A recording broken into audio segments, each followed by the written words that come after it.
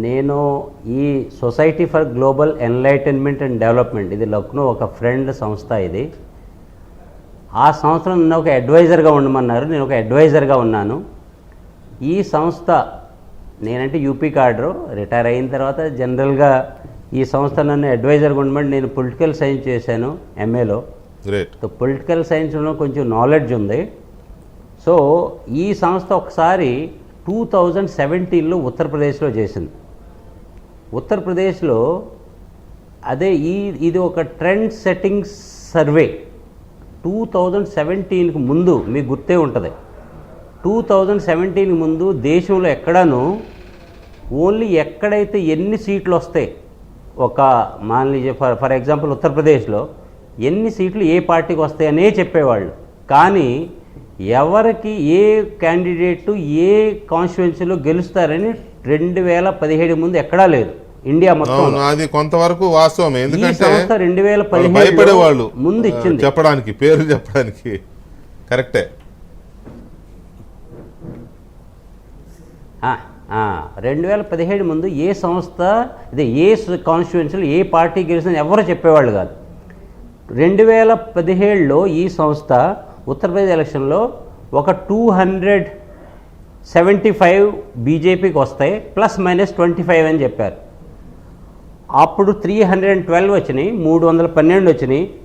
కానీ మేము ఎస్టిమేట్ చేసింది 275 + 25 అంటే 300 సీట్లు వస్తాయన్న, 312 వచ్చినాయి.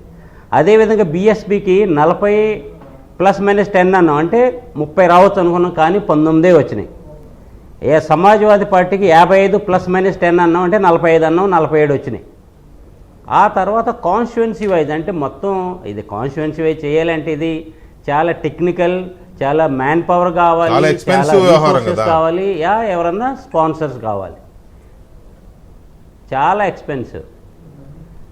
అందుకనే 150 కాన్స్టిట్యున్సీలో ఈ సర్వే చేశారు వాళ్ళు.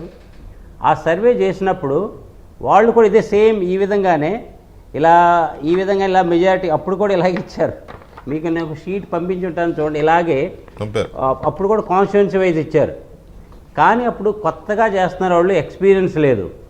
దాని మూలాన ఒక 20-25 కాన్స్టిట్యున్సీస్లో, అంటే 150లో ఒక 20-25 కాన్స్టిట్యున్సీలో 2000 ఓట్లో, అంటే తక్కువ ఎక్కువలో 2000 తక్కువ ఎక్కువలో అది కరెక్ట్ అయింది. కొన్ని కాన్స్టిట్యున్సీలో ఒక 5-6,000 తక్కువ ఎక్కువలో కరెక్ట్ అయింది. కొన్ని కాన్స్టిట్యున్సీలో అంటే అక్కడ కొంచెం 15,000, 20,000 ఆ రేంజ్లో వచ్చింది. కాబట్టి ఆ బేస్ ఆఫ్ ఎక్స్పీరియన్స్లో వీళ్ళు ఆంధ్రప్రదేశ్ మొత్తంలో 175 కాన్స్టిట్యున్సీలు చేశారు. నేను ఒక అడ్వైజర్ని మాత్రమే దీంట్లో.